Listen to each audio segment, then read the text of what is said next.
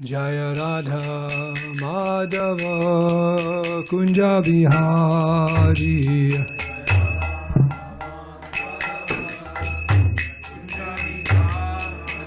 Jaya Radha Madhava Kunja Bihari.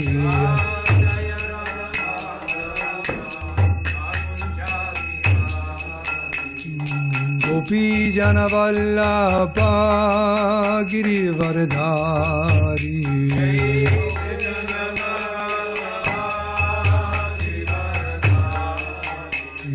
Gopi Jana Vallabha Girivardhari.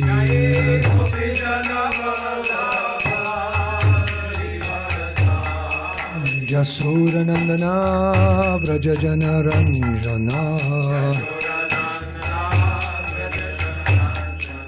Jasura Nandana Vraja Jana Ranjana. Jamuna Tira Vanachari. Jamuna Tira Vanachari. Jayo Radha Madhava Kunja Bihari.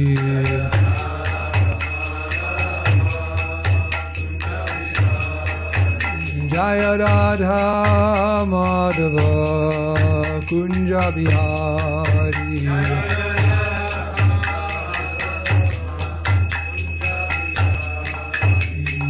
Gopi Jana Vallabha Girivardhari.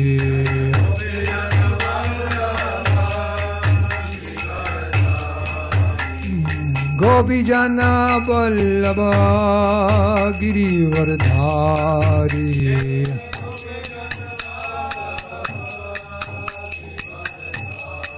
Jasura Nandana Brajajana Ranjana. Jasura Nandana Brajajana Ranjana. Jasura Nandana Brajajana Ranjana. Jamuna Tira Bonachari. Jamuna Tira Bonachari. Jayo Radha Madhava Kunja Bihari.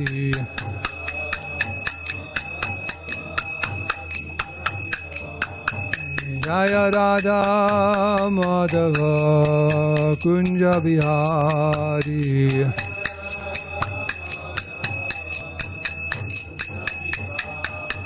Jaya Radha Madhava Kunja Bihari.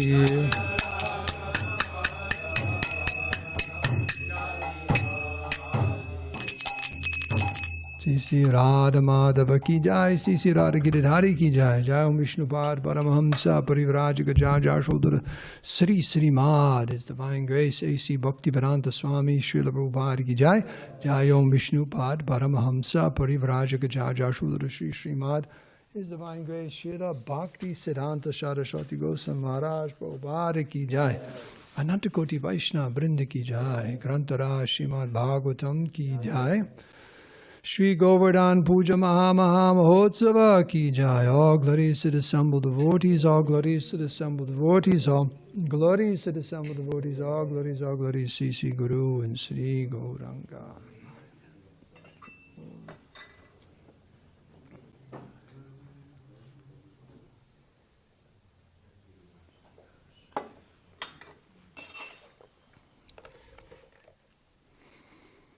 So if you look in the four corners of the temple room, what do you see? Yeah, so this, if you have any doubts, you're a new Govardhan. This is our pastime temple, Govardhan. So very special day for all the devotees here in New Govardhan. In the Bhagavatam, there are 3 Haridasas mentioned. Now, we know Govardhana is one of them. Haridas Varya, he's the best of the 3. Who knows who the other 2 are, besides Dravida?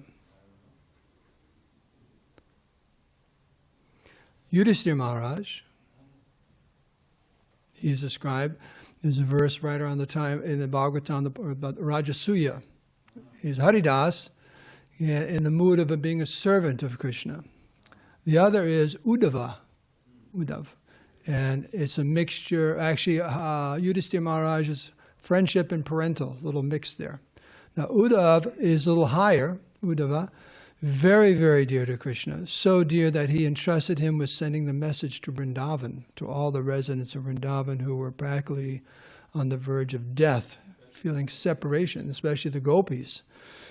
But Govardhan, Giriraj, is known as Hari Das Varya, which means the best. In fact, I was thinking of having that verse on the board today, but to save time, we didn't do that because we'll be doing some reading. But Hantai Maidir Haridasa Varya. That's actually sung by the gopis, and the acharyas say actually it's sung by Radharani herself, who is the topmost devotee. But as the topmost devotee, she's showing how she's appreciating another devotee. So however great we may be in Krishna consciousness, we always feel ourselves insignificant and always anxious to glorify other devotees. So she's reciting this verse saying actually Govardhan is the best of devotees. And it will come out in the pastime, it comes out in his pastime, because he served all the devotees in all the different rasas and made special arrangements for Radha and Krishna and the cowherd boys and the cows and so on. So a reading from this morning is a transcription of a bunch of classes given by our god sister Jagatarini Devi Dasi in 2016. How many years ago was that? 19. 9 years ago? 9 years ago. And at the VIHE seminars in Vrindavan, and based upon different lectures she heard and collected different information, it's the Govardhana Lila pastime, but with many different commentaries woven in by the acharyas and many different aspects of that pastime we may not have heard before. So, if you'll indulge me, I will begin reading.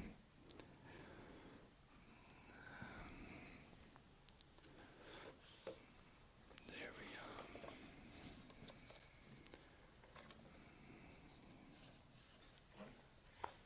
Okay, here it is.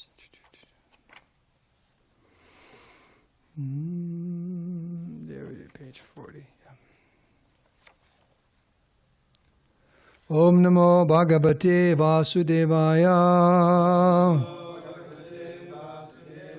Om Namo Bhagavate Vasudevaya. Om Namo Bhagavate Vasudevaya. Okay, so she's beginning the account, the village of the ritualistic brahmanas. The pastime of Krishna lifting Govardhana Hill appears in Srimad Bhagavatam just after the pastime of Krishna delivering the wives of the ritualistic brahmanas and thereby establishing the superiority of pure, spontaneous love over ritualized worship. Krishna granted his darshan to those ladies, and although their husbands greatly regretted what had taken place, they didn't have an opportunity themselves to go and meet Krishna. Who knows what they said, how Prabhupada translates their dissatisfaction with themselves. The hell, right? You're in English. The hell with this, the hell with that, us being like that. Yeah, they're very upset. Srila Sridhar Goswami in his Bhavarta Deepika commentary notes that the pastime of lifting Govardhana Hill began at the village of those Brahmins. It was at that village that the Brajbasis headed by Nanda Maharaj chose to stay in order to perform their worship of Indra.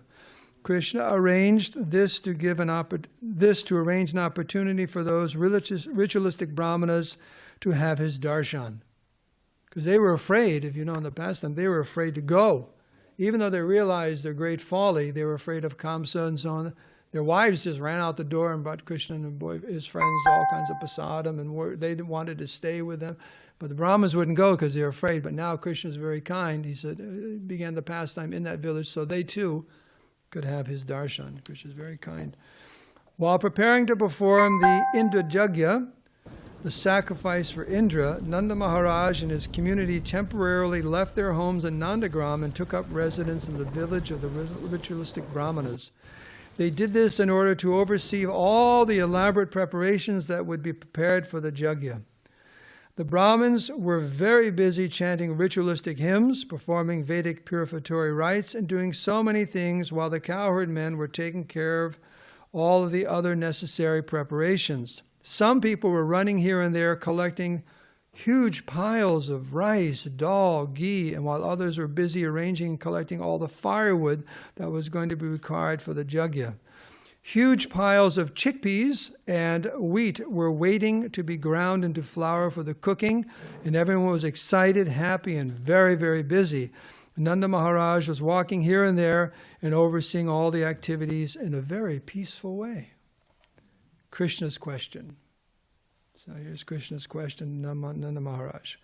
Krishna was around 7 years old at that time.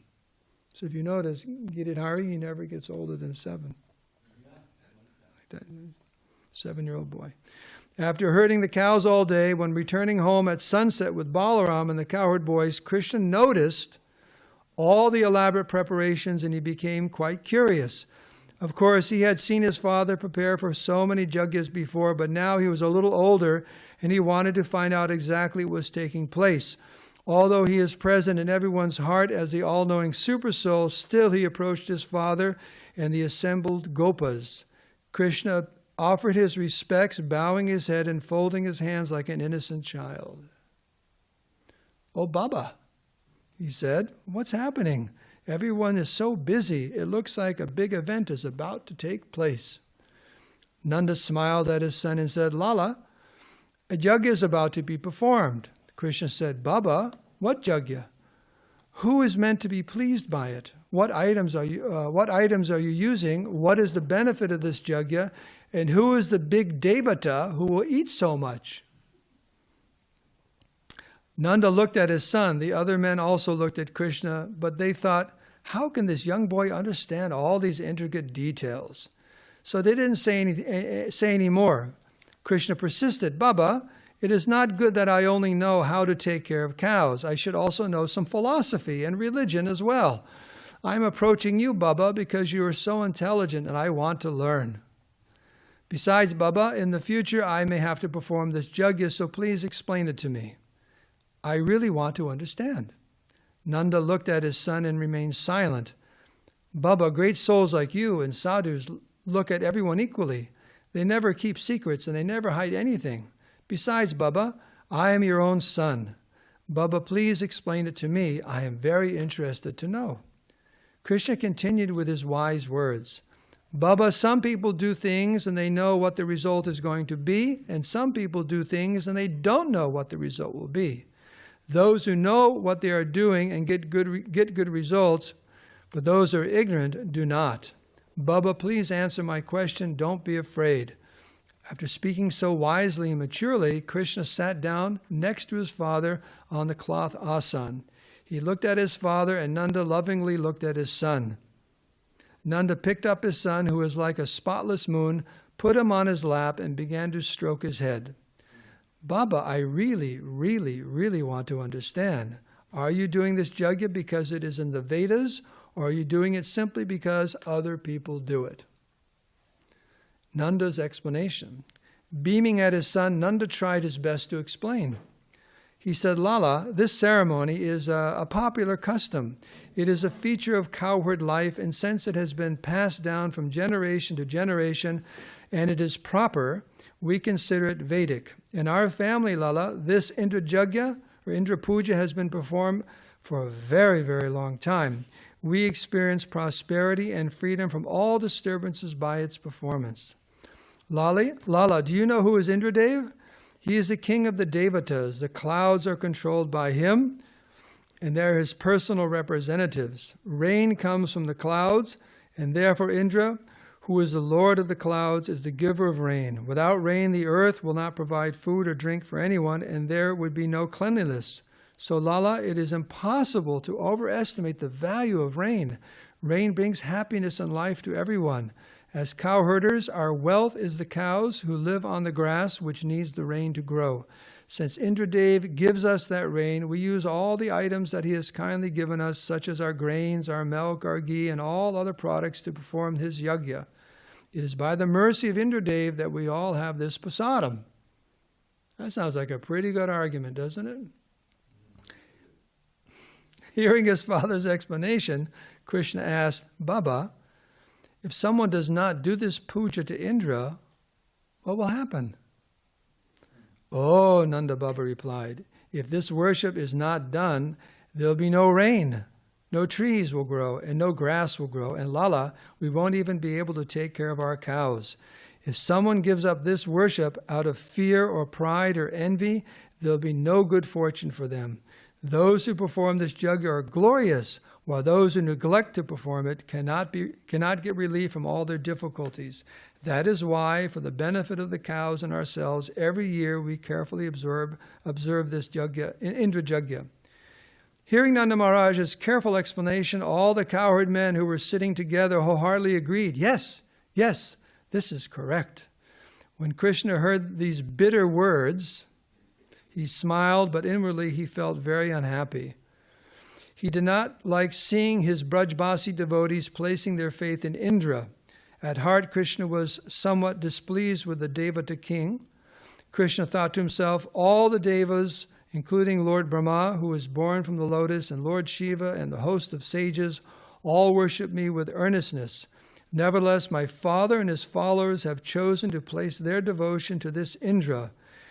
These are my most intimate associates. This is my father and my family members who are so dear to me. Yet in my presence, Indra is going to accept worship from them. They are far superior to Indra. So he should refuse to accept their worship. Because he has not done so, he has become too proud. Krishna wanted to break apart the mountain of pride that was in Indra's heart. He wanted to make Indra angry, and to do that he began to speak many clever words to convince Nanda not to perform the Indra yajna. Krishna's faulty logic. Everyone came closer, intently wanting to hear what Krishna had to say. Krishna will now give very faulty logic that appears to prove that work and not Indra is the highest. Baba, your actions are not justified. Higher than the devas is karma, work. It is our work that is the cause of everything. And it is our actions that cause us to be born and to live and then to die. Work is our teacher, work is our guru, work is everything. Everything that happens to us comes as a result of our actions. It is by our actions or work that we remain alive and are eating. There is no place for Indra in this. This is the Karma Mimamsa people. Nanda Baba replied, No, son, listen, action or work is inert. It cannot give you any good or bad result. There must be a master who gives you the fruits of your actions. Krishna did not want to argue with his father, but he said, Baba, even if you believe there is a master, he cannot reward you unless you do good work. He cannot reward bad work. If someone does no work, he cannot give anything to them. Therefore, that master is the master for some, but not for all. And that master is dependent on our actions, our work. You say that Indra accepts our worship. Have you ever seen him, Baba? Has he ever come here to accept the offerings you make? Baba, where does he live? Nanda replied, he lives in the heavenly planets. Ah, said Krishna, he lives in the heavenly planets. Baba, he is big Devata. Why would he beg offerings from us little gopas? He is a beggar, he is poor. Does he need something from us? Baba Indra can do nothing for us. Therefore I say that everything that happens is because of nature. Nature is supreme. By nature, fire burns and water flows. Our nature is to take care of the cows. Nanda replied, No, Lala. There is a supreme master and he inspires everything. Krishna said, Baba, if you say that Indra makes it rain, I see that rain falls everywhere. It falls on the river, it falls on the rocks, it falls on the good land, and it falls on the bad land. It falls everywhere. Do the ocean or rivers or rocks do puja to Indra, Baba? No. And sometimes there is too much rain, and sometimes there's a flood. Is that Krishna's mercy? Is that Indra's mercy, Baba? I don't think so. Rain comes from clouds. Clouds come from Rajagun. It has nothing to do with Indra. We are Gopas. We should worship the things that support our work. So this is argument. Here it is. Worship Giri Baba. Nanda Maharaj said, when performing Jagyas, Lala, there must be a devata to accept the offerings. Krishna said, then since we are cowherders, we should worship Giriraj and the cows and the Brahmins. Giriraj will be our big devata. Besides, Baba, I would like this puja very much. It will make me so happy. Nanda said, Lala, to satisfy you, we will definitely do a second puja for Giriraj. Krishna said, no, Baba, don't delay. Use everything that has already been prepared to satisfy Giriraj instead. Baba, you are peaceful and respected by everyone. Have faith in my words. Worship Giriraj, Baba. He will take care of everything. Nanda and the cowherd men then discussed this carefully and thoroughly. Some of them were concerned that Indra might become displeased. However, since it was their nature to please Krishna, they agreed to do whatever he wanted. Although they had been performing this Indra Yajna for generations, they instantly gave it up and accepted Krishna's desire. They had so much love for him. Nanda said, Lala, how do we do this Yajna? Here's Krishna's instructions. Krishna replied, prepare an ocean of yogurt, milk, and fresh butter. Then collect pots of honey and ghee and make first-class sweets. Cook all kinds of tasty food and fancy cakes. You should please everyone by making a mountain of rice, pouring ghee on top, and surrounding it with fruits. Offer the foodstuffs to Giriraj and worship him with everything. Then worship the Brahmins, and then worship the cows by feeding them fresh green grass. Then feed everyone else from the Brahmins down to the dog-eaters and the dogs. But don't offer anything to Indra. After this wonderful feast, you should all decorate yourselves very nicely with fancy ornaments, looking like devatas. Anoint yourselves with fragrant ointments, and the ladies should dress in their best cloth. Baba, you should have a big turban. Telling his father he should wear a big turban, and everyone should look so wonderful. Then you should happily circumambulate Govardhana Hill along with our cows, bulls, and calves. Soon Giriraj will fulfill all your desires. He will reward you handsomely and make all your endeavors fruitful. After hearing these words from Krishna, Nanda, Baba, and all the leading men immediately accepted his proposal and began to make arrangements for worshipping Govardhana Hill, which of course was going to make Indra extremely unhappy and angry. Let me just move my leg here. Indra's earache. Earache. When Amavasya, that's today, it was yesterday, the new moon day arrived, the residents of Braja observed Diwali, the blissful festival of the lamps, and on the next day, the Pratipat, they observed the festival that Krishna had described to them. First, they carefully decorated all the peaks of Giriraj with beautiful colored flags. They climbed up on the hill there. Canopies, bright banners, and many colorful decorations. Then they began to worship him with fragrant water for washing the feet and host of and other gifts. To initiate this puja, Nanda Maharaj brought all the necessary items from his house. The tumultuous sound of excitement, music, and singing resounded throughout Braja. It even entered into Swargaloka, the heavenly planets, where it caused pain to Indra's ears. To the heavenly physicians, Ashwini Kumaras, gave their diagnosis. They said that this sound will be the cause of a terrible earache for Indra, an earache that would feel like javelins suddenly pushed into his ears. This Giriraj Yajna was to be celebrated all over Braja. Lakhs and lakhs of people. What's a lakh? Right? 100,000. People were coming from all the villages in Braja region. Everyone arrived with their bullock carts piled high with the different preparations that they had made in huge quantities. Every household had been requested to cook enormous amounts of rice, sweets, and other items that were offered to Giriraj. I'll give you a little commercial break right here. Back in the 80s, we had a wonderful devotee couple here, Nam Kirtan and Jamuna. And he grew up near Dakor in Gujarat. And there's a Rancherji temple there. Very, very famous temple you can go to. But he said every time Annakut, this festival was held, they had a huge courtyard, like Krishna Balaram temples, and they had this courtyard. In that courtyard, they had huge layers. It was rice, sabji, rice. It was a mountain, like up that high.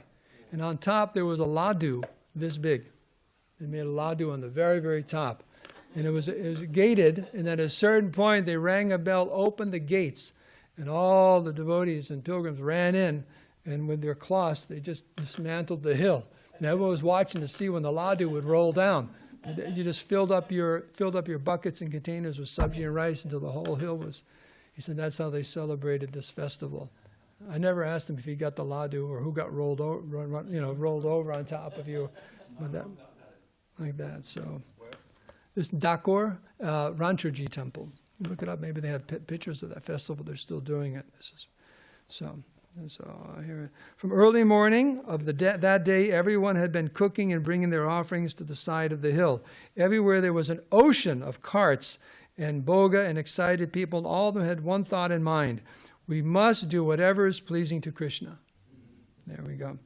Many of the ladies were dancing, while others were loudly singing songs of Krishna and his wonderful pastimes. The young Braja Gopis came dressed in beautiful new cloth that was colorful and glittery. They were wearing their most elaborate and most beautiful ornaments on their heads, their hands, their arms, and their necks. They were decorated completely and were so beautiful. The biggest devata.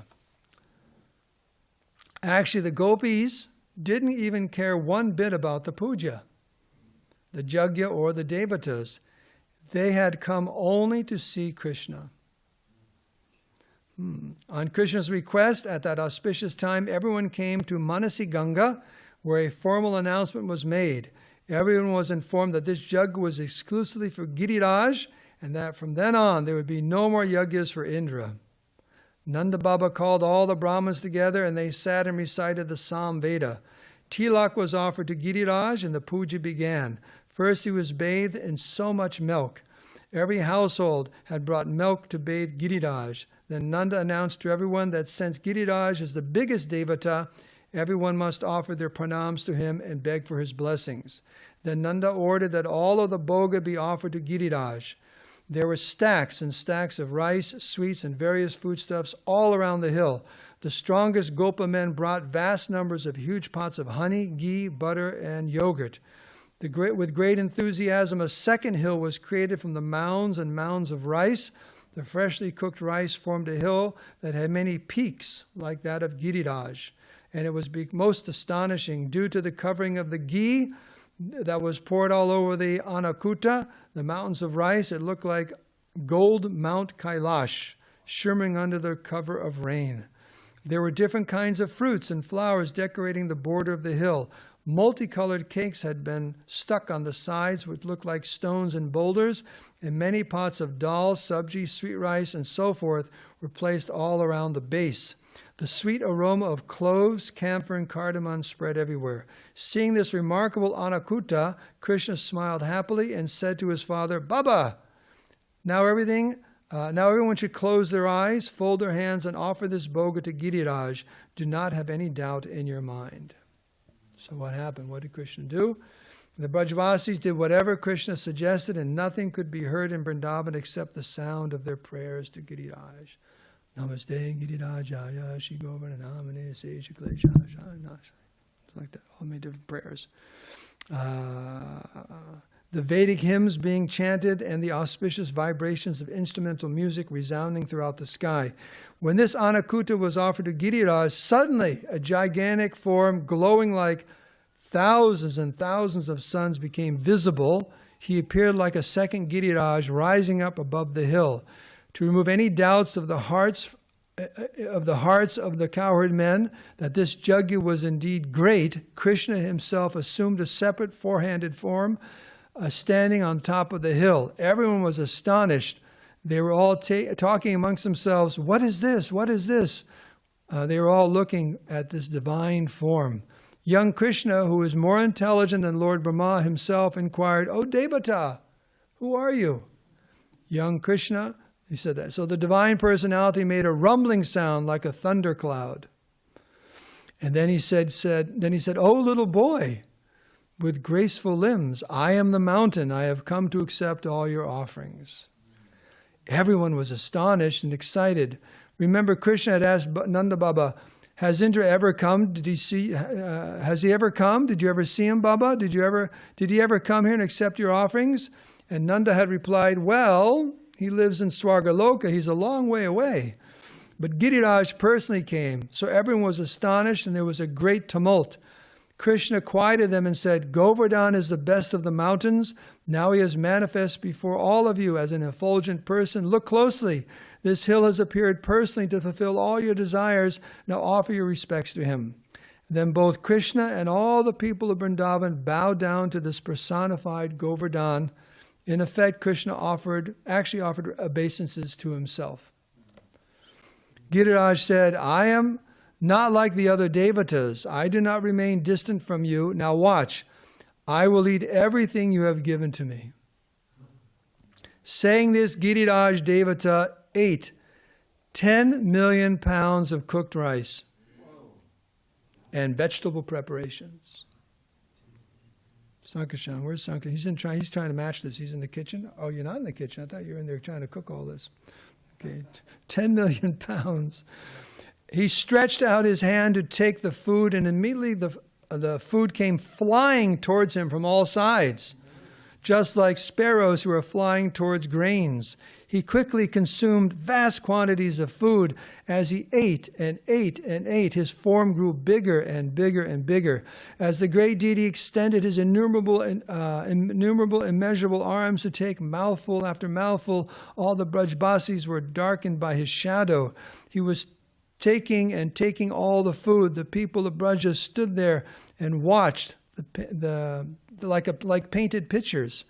They were astonished and had wonder-filled eyes. Giriraj devoured all the offerings, all the piles of rice with his right hand, while with his left hand he wiggled the tip of his little finger towards Indra.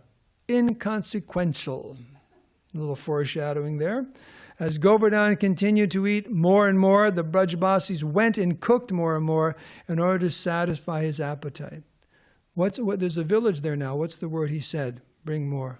Anior, yeah, bring more. More. He went and finished. When he finished, there was not one grain of rice left. Later, he gave it all back. Then, drawing water for drinking from all the lakes, ponds, and rivers, he depleted them. Seeing all this, the children began to express fear. The young men and women laughed. The elderly were astonished, and the qualified people expressed devotion. Giriraj was fully satisfied with all of them. Then it came time for the artik, and they were really bewildered. They said, "How can we perform artik to such a huge form?" Gently smiling, Krishna solved the problem. He manifested a gigantic tray with thousands of lamps on it. And all the people moved that tray back and forth. And the lamps glistened with great splendor. By joyfully worshipping Govardhana Hill, the Brajbasis realized that Govardhana is a person. "Now," said Krishna, "ask for benedictions." So I guess after you offer your lamp to the deities, that's when you ask for benediction. Nanda Maharaj stepped forward with his folded hands. What could he ask for? He had everything he wanted already. He said, "I do not ask for anything for my own happiness. I don't need anything for myself, but, my Lord, you know what is in my heart. I simply pray that Krishna and Balaram will always be happy."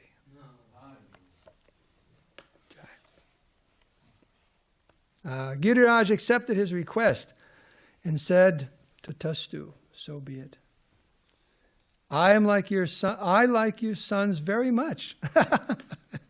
He's Krishna himself. "I am very pleased that you have worshipped me nicely. Now you should all go back to your homes.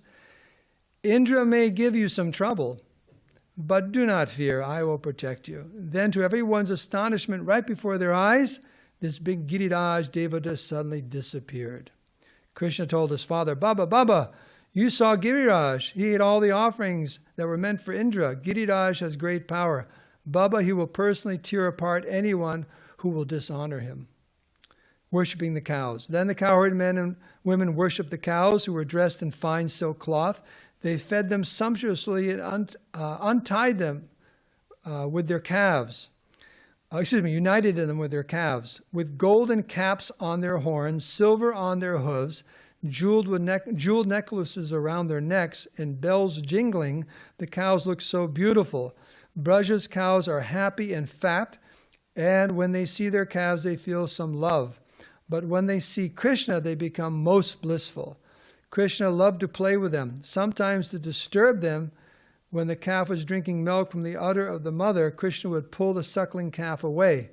The calf would hold on tightly to the mother's udder with his teeth, and the cow would go, ah, then moo very loudly and run around in distress while Krishna would laugh.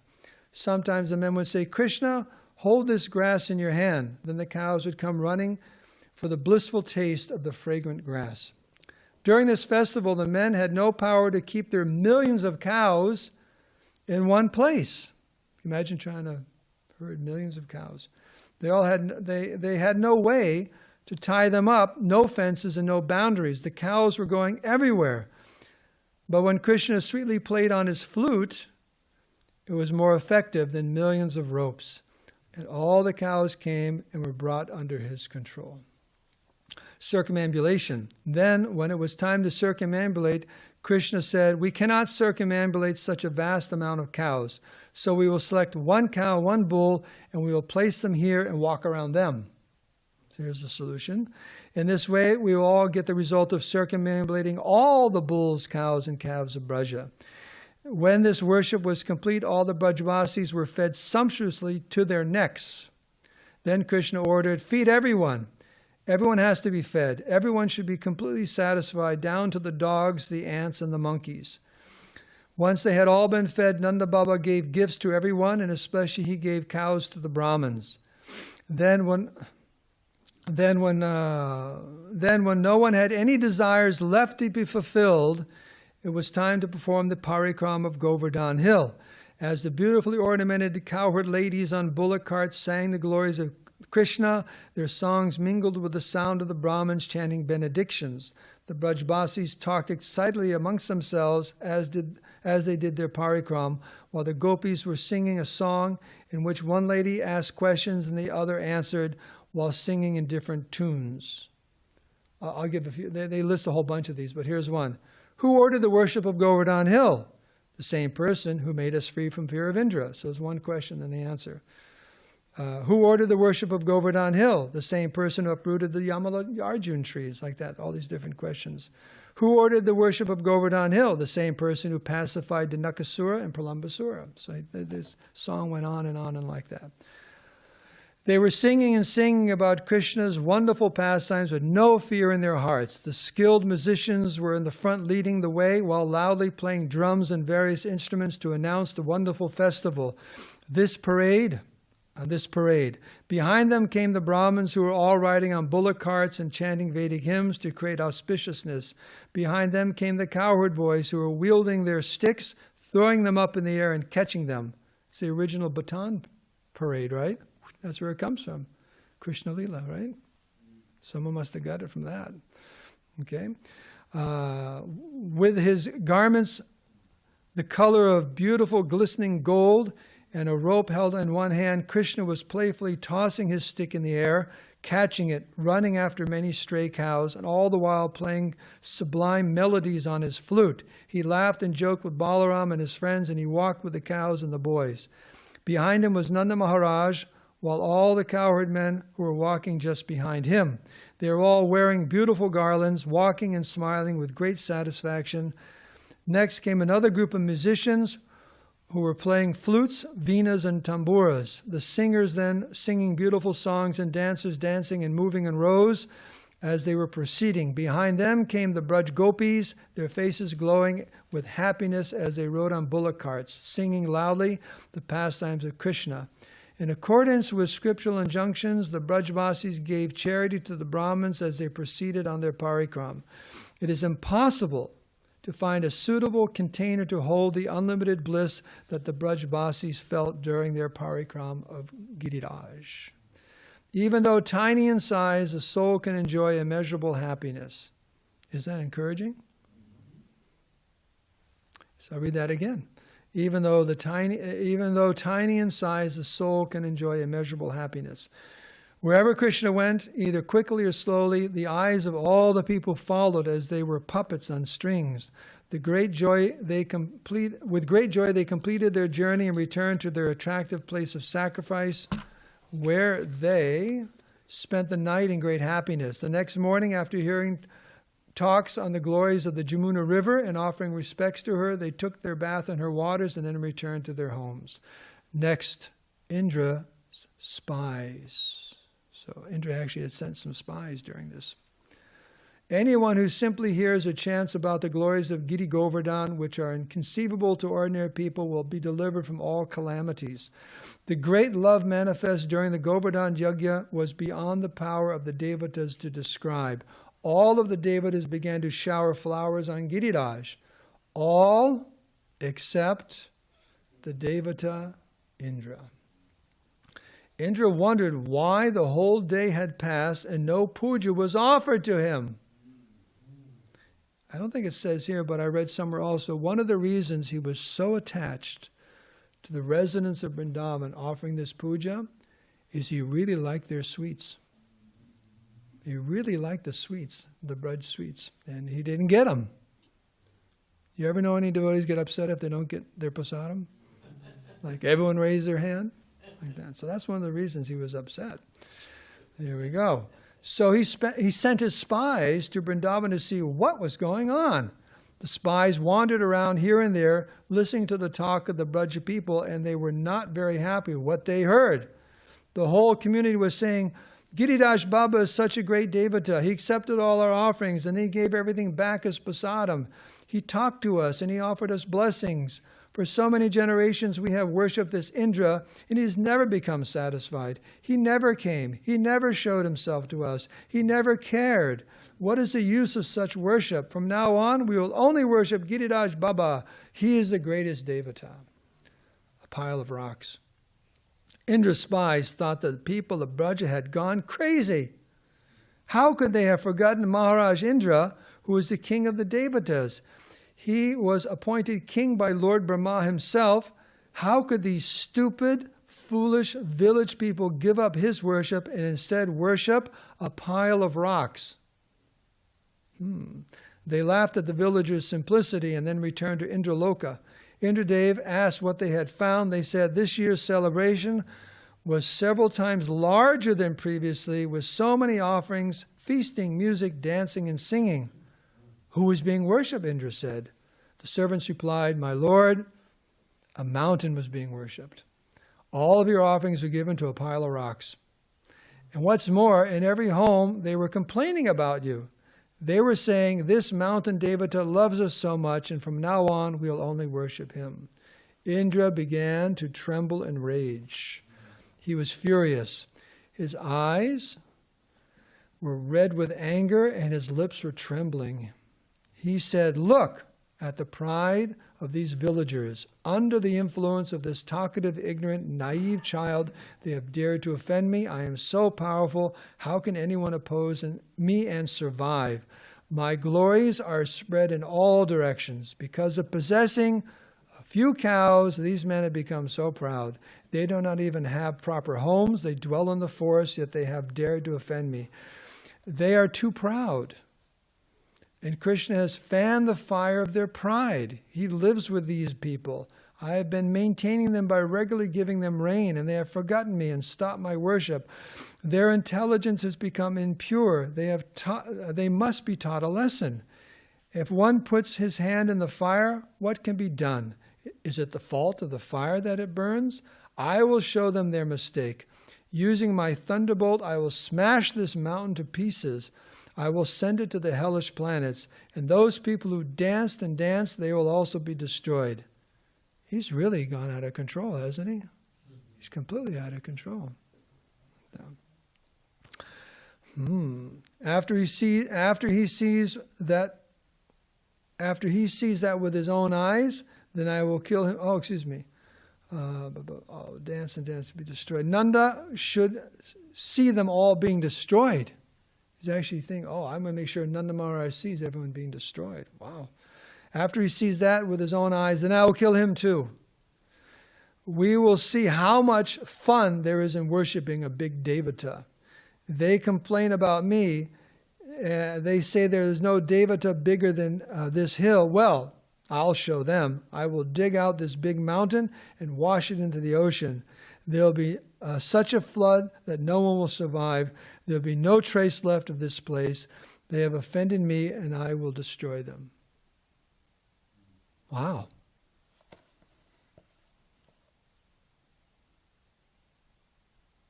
Boy, makes you feel kind of out of place just hearing that, isn't it? Okay, do we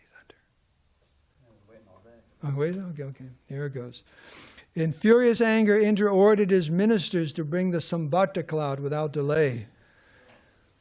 This cloud is used when the destruction of the whole universe is required. Normally this cloud is bound up so that it can't cause any danger. When Indra ordered his men to bring that cloud, Sambhartaka came, but the cloud and Indra's ministers were very, very frightened. They were afraid that something bad was going to happen to them. Indra addressed his dangerous cloud. These villagers have offended me. I have given them everything, but now they've ignored me. You have the ability to destroy the whole universe. This assignment involves only a very small region. Go and just destroy Vrindavan. On Indra's order, the clouds and the cloud devatas marched happily to Vrindavan. The wind devatas began to blow very strong and fast, while from the north black clouds started to appear. The sound of thunder was unlike anything that anyone had heard. It was the sound that had created the time of destruction of the universe.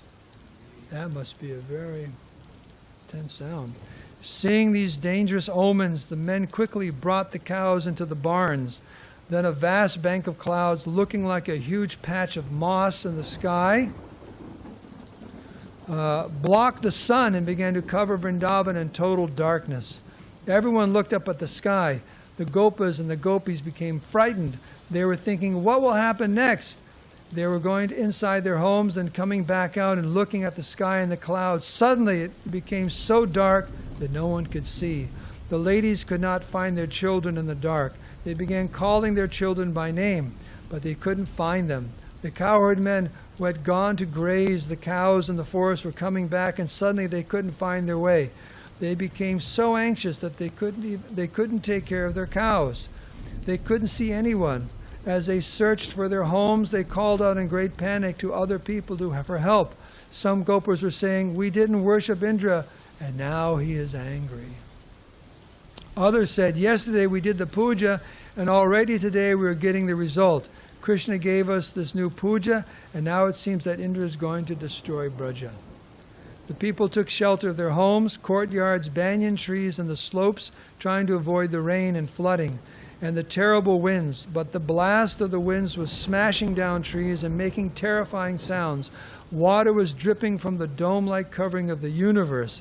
The drops were coming so fast they formed a continuous stream of water like a raging river breaking over its dam. Observing the torrents of rain that now fell in columns as thick as the trunk of a fully grown tree, the cowherd men thought that the universal devastation had arrived. Terrified and weakened, they approached Krishna, who makes everyone happy. Full of pain and agony, they said, "Oh Krishna, you always save us and give us protection. Now we are in great danger. Look, the earth is quickly becoming submerged by the flood. We cannot even distinguish the lowland from the highland. The Sarabi cows are using their bodies to protect their calves from the vast, powerful stones that are pelting them." I guess referring to hail. Like that. The Sarabi cows are using their bodies to protect their calves from the vast, powerful hailstones that are pelting them. With tear-filled eyes, they are appealing to us. And look at the bulls hitting their humps. The hailstones are being ground to pieces and scattering on the ground like pearls. Their eyes reddened with rage, the bulls have raised their heads to look angrily at the clouds. Their faces and bodies are completely drenched in water. Alas, how they are suffering. This devastation appears like the personification of a big anartha that we cannot remove. Only you can deliver us. Therefore we surrender unto you. We are your loving kinsmen, so please save us. O Lord of Gokul, you should do something to protect us immediately. Lifting Govardhan. Then Krishna, on Krishna's command, all of them went to Govardhan, Giriraj. Krishna said, if Indra sends a great hurricane to destroy us, then Giriraj, the great king of all mountains who has accepted us as his dependents, will mercifully give us protection. The people were standing under the base of the hill, waiting for Krishna to rescue them at the base of the hill, while the violent clouds were thundering and torturous winds were felling trees. In a compassionate voice, Krishna consoled them, saying, do not be afraid. This trouble is as insignificant as a hunger pain to one who has consumed a great feast. So it doesn't exist. Anyone who practices devotional service can easily remove all anarthas. For your benefit, I will now enact a special pastime to destroy Indra's mountain of pride. Krishna has a beautiful body that is as sweet as honey and flowers.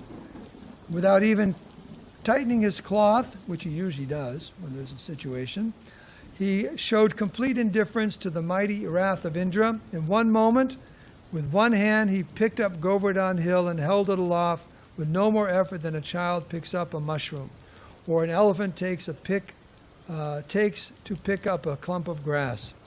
When the mountain began to rise up in the air, loud sounds reverberated in all directions. The echoes in Giriraj's cave sounded like a bunch of rowdy children. The lifting of Govardhana Hill produced an angry sound, and that furious din echoed throughout the universe. The flowers that fell down from the trees appeared to be the form of Giriraj's ecstatic laughter due to being touched by the lotus hand of Krishna. As the hill went higher and higher, the rows of trees on the top of Giriraj challenged the trees in Indra's celestial forest.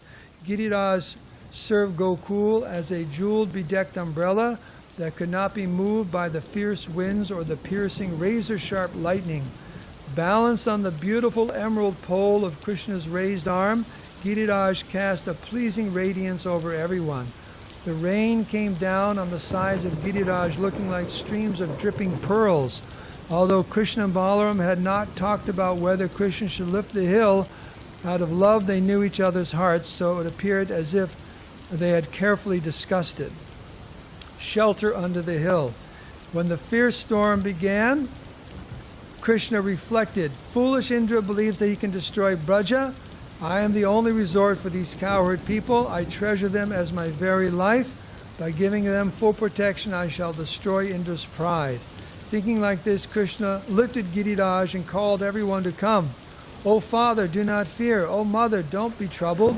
O Sakas, be happy. Enter under the wonderful umbrella.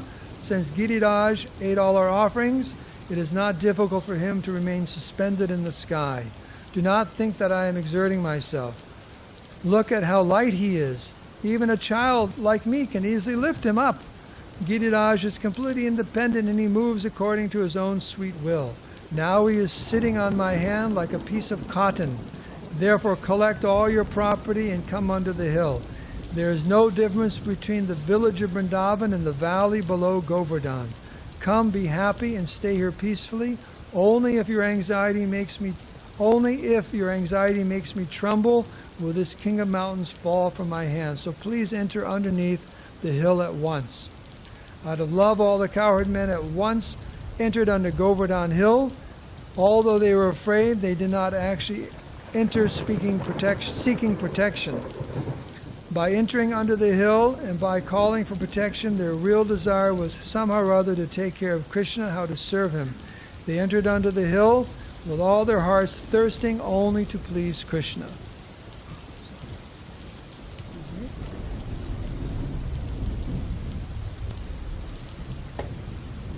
The valley under Govardhan. Krishna said, "When I lifted Govardhana Hill, huge clumps of earth fell to the ground and created a natural boundary wall around the perimeter of the mountain that will keep all the torrential rain out.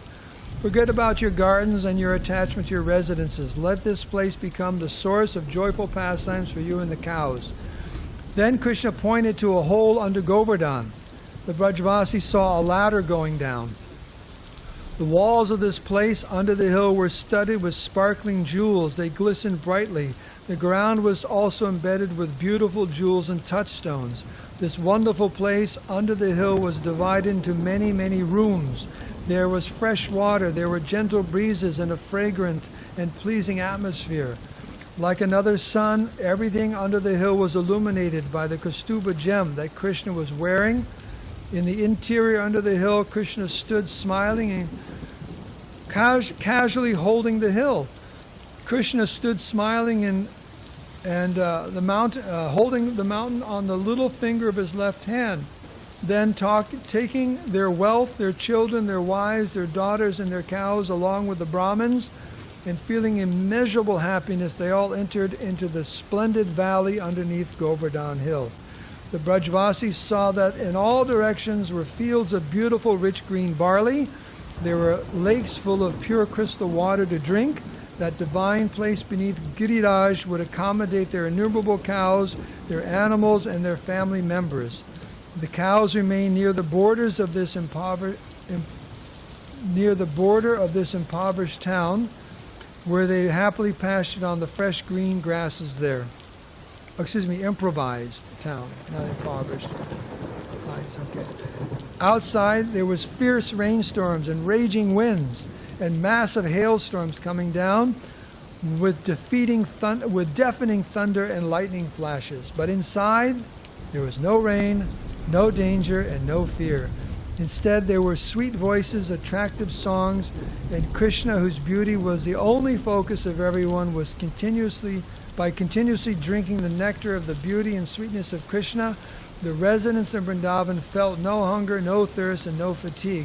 Seeing their happiness, Krishna also forgot about eating, drinking, and sleeping. Giriraj had become like a huge house, and in every direction, as far as you could see, there were beautiful pavilions, pleasure gardens, reservoirs of water, and orchards of fruits and flowers. It was divinely beautiful underneath Giriraj. But everyone was simply looking at Krishna. Everyone was standing in all directions, and in the center was Krishna, like a sapphire pillar. During the festival of lifting Govardhana Hill, everyone tasted great ecstasy. The Brajavasis peacefully stood around in different groups. Nanda Baba and Balaram stood slightly in front of Krishna, while Yasoda and Rohini stood on both sides of him, massaging his legs and caressing his right hand. Yashoda was rubbing his left arm constantly to make sure that he didn't feel any strain from holding up the mountain. Krishna's intimate friends like Batu Madhu Mangal stood nearby. The elderly married gopis stayed at some distance with their daughters, while Radhika and the other married gopis gathered beside them. This is what Krishna desired. He was surrounded by all of his loving associates. Being together under the hill, the fierce rain falling from the roaring clouds seemed as insignificant as water that was poured from the mouth of large pots. And the most extraordinary thing happened.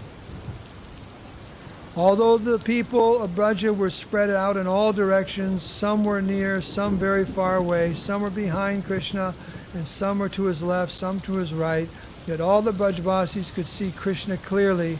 They gazed at his charming lotus face to their heart's content. So that miracle pastime, everyone was looking at him directly. Okay. All of them experienced that Giridhari, the lifter of Govardhana Hill, was looking directly at them. Taking advantage of this intimate setting, the beautiful young gopis like Radhika and her friends were able to look at Krishna openly. Normally they had to cover their heads and glance from the side of their eyes to see Krishna, but now, With love and blissful, gentle smiles, while praying for his victory, everyone was looking directly at him, gazing at him. They took him deeply into their hearts and embraced him. For them, the harsh rain was as sweet as nectar. Nonetheless, Radhika criticized Providence, saying, "Oh, Providence, you are so pathetic. You have no intelligence, since the only time I get to gaze at my beloved with no interruption is when he must hold a heavy mountain with his tender hand." So now I get to see him directly, but he can't. He's got to hold up a mountain. So you want to hear some funny words from Madhumangal? This is the Brahmin friend. Batu, who was always very funny, spoke up. "Oh, dear friend, listen to my words, for they will fill you with happiness. Why are you troubling yourself so much to lift this hill? Just order me. By my Brahminical power and mantras, I will hold up this insignificant mountain on the tip of my golden stick. You must be exhausted, so take some rest and I will hold up the hill." So speaking to Krishna. Then Yasoda spoke to Krishna. "Oh, my Lala, you always act impotently due to your uncontrolled senses." He's telling Krishna this. For years you have been peacefully observing the Indra Yajna, but you abruptly stopped it. Disregarding the demigods is never good. It never brings auspiciousness. How can your hand, which is as soft as butter, bear the weight of this mountain without any help or support? O Giriraj, kindly become soft and light so that my kana will not feel any strain." Batu said, "Mata, why do you think that Krishna is any difficulty? Just look at his dazzling sweetness. Has Indra not become angry? Had Indra not become angry, he would not have had a chance like this to relish his sweetness with our eyes." Mother Yashoda replied, "Oh, bold one, do not think that holding such a heavy load is a show of sweetness. Look at Krishna's forehead. There are drops of perspiration. His face is pale and dry. How can a mother's heart tolerate seeing this?" Krishna said, "Mata, this is so much fun." He's telling his mother, "I'm having a lot of fun. Giriraj is just floating in the sky on his own." Batu said, "Oh, Queen of Vrindavan, do not worry. This great mountain is sitting on the hand of Krishna by my strength and by my mantras." Yashoda said, "Impudent one, what nonsense are you speaking? I am burning in anxiety over my son's tendency to act independently, and you are making jokes and laughing about it." Then Nanda Maharaj interjected and said, "Brajarani, why are you scolding Batu? An expert diplomat always uses affectionate words, so Batu is not at fault." Someone else said, "Look at Krishna. While holding Giriraj in one hand, he holds his flute in the other, and he's pressing it to his lips gently and playing the gentle, sweet tunes." So he's holding Govardhana and playing the flute at the same time. Batu said with alarm, "Oh, friend, don't play your flute now. Don't play your flute now. How will you protect us if Giriraj becomes ecstatic and turns into water? Then you will not be able. Then he'll be the cause of our devastation. He will fall from your hand." The other boy said, "Batu, there is no need for your fear. A person with great patience may sometimes thrill a little with ecstasy, but then quickly recover their composure. So just relish the nectar of Krishna's flute songs and give up your restlessness." And here is a description of Radharani's glance and what it did to Krishna. The Brajvasis could see the difficulties that the clouds and the ocean of inundation were creating, but they also saw the deliverer from that inundation. So although they were at a very dangerous position, they were not defeated. One gopi said, "Radhika, your face is supremely beautiful. Do not make your eyebrows dance, for this will severely agitate Giridhari's mind, and his arm will start shaking, and it will cause the mountain to fall from his hand." So Radhika covered her head with her veil and looked shyly at the ground. Then, unseen by others, she raised her veil and beamed a sweet, gentle smile at Krishna, bathing him in a shower of nectar. Seeing the wonderful, beautiful face and smile of Radhika, Krishna's hand began to tremble. All the gopis became alarmed. They said, "He's tired. Quickly come and help." And they raised their sticks to hold up the hill. Batu laughed at them and said, "What are you doing with your puny sticks? This is a huge mountain and you've got a little stick. You are just scratching Giriraj. So we'll read just a little bit more, okay? We'll stop when he puts the hill down, if you like. Right. So this is what happened. In this way, beneath Giriraj, there was singing, recitations, dancing by beautiful performers. The knowers of Vedic culture were offering charity, and the Brahmins were chanting Vedic mantras. There was a huge festival going on the Giriraj, almost a more wonderful festival than Govardhana Puja. The children were playing, everyone was happy. What happiness did the lifter of Govardhana Hill not give to them? This is why Krishna actually was more angry at Lord Brahma than Lord Indra for interfering in the pastimes, because Brahma took away his friends, but Indra made an arrangement for all of the residents of Vrindavan to enjoy with Krishna continuously for 7 days, day and night. So actually he was quite happy with Indra that this arrangement was there. So, what happiness did the lifter of Govardhana Hill not give them? Outside the umbrella of Giriraj, huge clouds sent by furious Indra poured incessant rain, and hurricane winds were blowing. How fast are hurricane winds? 90 miles an hour and up, right? Minimum. Okay. Yet even a single particle of dust was listen to this. Yet not a single particle of dust was washed off the Giriraj's surface. All that rain, all that wind, not even one particle of dust came off of Giriraj. The deer, the birds, and the animals, and even the leaves on the trees on Giriraj outside remained totally unaffected by the devastating storm. Being brought from the ocean by clouds, the deluge of water they were pouring down was assailing the earth and then running back again into the sea. The storm tried to show off its power, but eventually it became totally exhausted from pouring profuse rain. After 7 days of continuous rain, the Samvartika clouds failed to flood the district of Mathura, because Krishna immediately dried up the water as it fell to the ground. Still, although he was being defeated and pulled down from his mountain of false pride, shameless Indra retained his fighting spirit. He was unsure whether Braja had been completely destroyed, yet so he sent hundreds and hundreds of his rain devatas to go there and carry out his work. They came back and reported that nothing had happened. Convinced that strong rains would work, Indra then sent the cloud devatas, but they also came back and reported that nothing had happened. O Lord of the devatas, they said, we have seen a great wonder. Having consumed all your offerings, this hill has become so powerful that it is standing up very tall. Thinking that this was strange, Indra became a little depressed. Suddenly the lightning deity appeared in the sky and delivered a similar report. The mountain has expanded to eat all of your offerings, and now it is floating in the sky. Indra said, but where have all the inhabitants gone? And he ordered his devatas to go and see. His servants departed, and they returned. They said, oh, Indradev, the people of Braja have all been burnt to ashes by your lightning. False news. Okay? And fake news. Okay. So they went again, but this time they came back with a different story. They said, oh, King of Devalok, the people have not perished. On the contrary, under the hill they have made loud sounds as if they were enjoying a festival. Govardhan, his body became made of heavy rocks, is resting on the finger of Balaram's younger brother Krishna. Indra said angrily, this arrogant mountain has taken the side of the people, protecting them from destruction, but when my flaming thunderbolt smashes him to pieces, they will all become crushed to powder.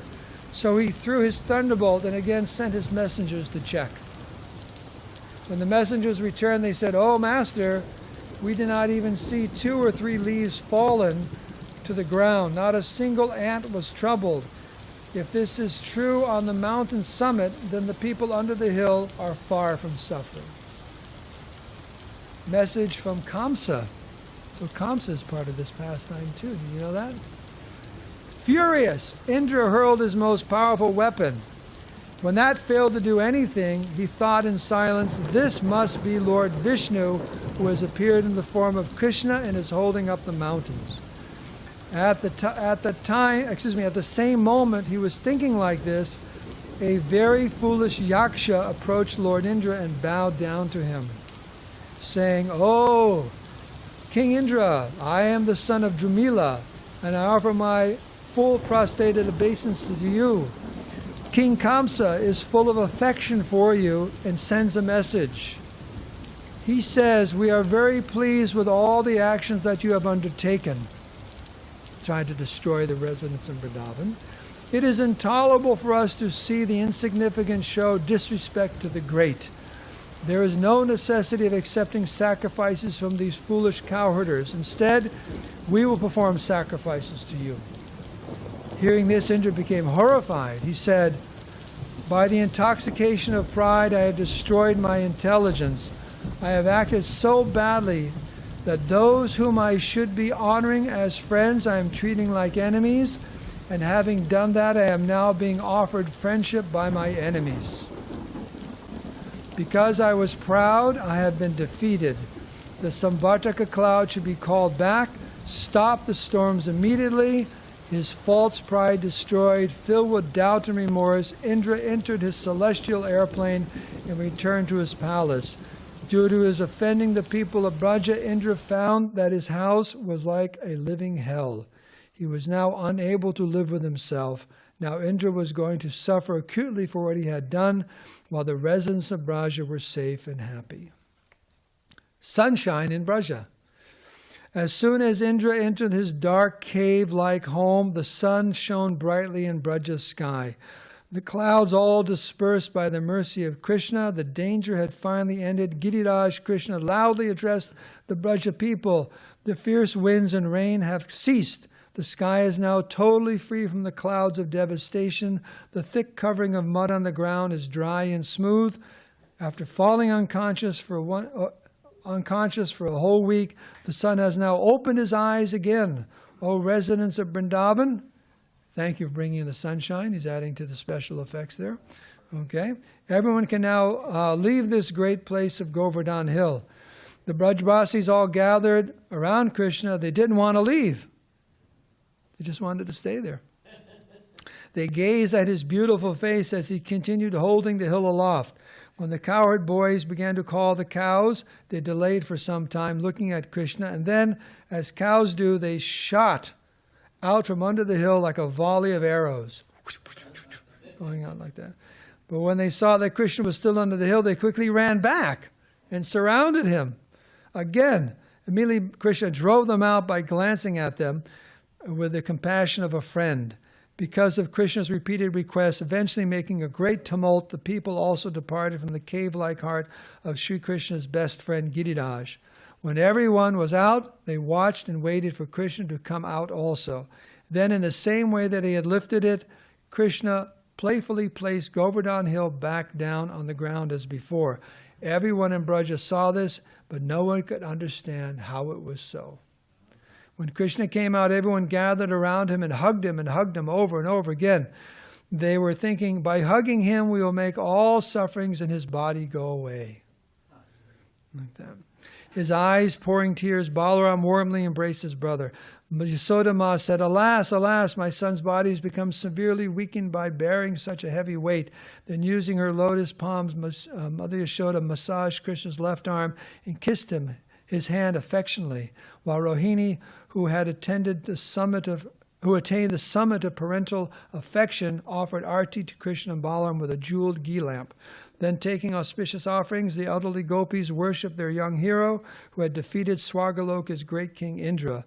The wives of the ritualistic Brahmins also joined the cowherd ladies to offer yogurt and unbroken grains to Krishna. Placing their hands lovingly on Krishna's head, all the people of Braja blessed him. "May you live a long life. May you live a long life.